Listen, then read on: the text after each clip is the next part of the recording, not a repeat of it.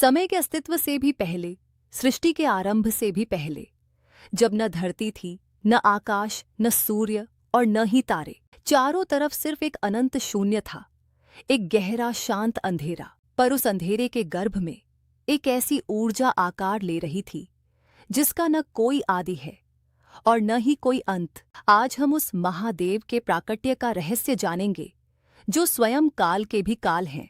पौराणिक कथाओं के अनुसार सृष्टि के निर्माण के समय भगवान ब्रह्मा और भगवान विष्णु के बीच एक संवाद उत्पन्न हुआ। दोनों में यह प्रश्न उठा कि इस पूरे ब्रह्मांड का सबसे बड़दिद्दा और शक्तिशाली देवता कौन है।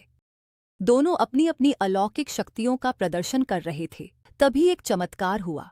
अचानक पूरे ब्रह्मांड का सीना चीरते हुए दोनों देवों के बीच एक विशालकाय ज्योतिर्लिंग प्रकट हुआ। यह एक ऐसा अग्नि का स्तंभ था जिसका प्रकाश हजारों सूर्यों से भी ज्यादा तेज था।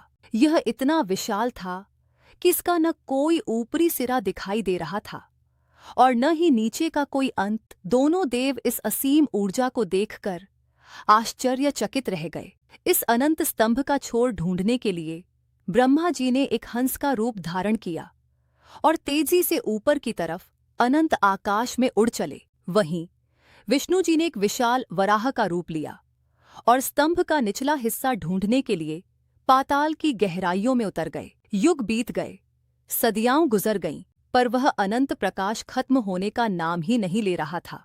अंततः दोनों देव हार मानकर वापस उसी स्थान पर लौटे। उन्हें एहसास हो चुका था कि यह कोई साधारण अग्नि नहीं है, यह एक ऐसी शक्ति है जो उनकी समझ और उनकी पहुंच से भी परे है।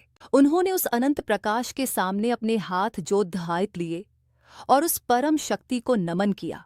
तभी उस ज्योतिर्लिंग के भीतर से एक गूंजती हुई और मधुर ओम की ध्वनि उत्पन्न हुई और उस असीम प्रकाश को चीरते हुए प्रकट हुए देवों के देव महादेव, जिनके माथे पर चंद्रमा विराजमान था, गले में सर्प था और आंखों में करुणा और क्रोध का अद्भुत संगम था। शिव ने उन्हें ज्ञान दिया कि वह स्वयंभू हैं। महादेव का न कोई आदि है, न ही कोई अंत, न उनका कोई जन्म हुआ है, न ही उन्हें किसी ने बनाया है। वह तब भी थे जब कुछ नहीं था और वह तब भी रहेंगे जब कुछ नहीं बचेगा। वह शून्य भी है और अनंत भी।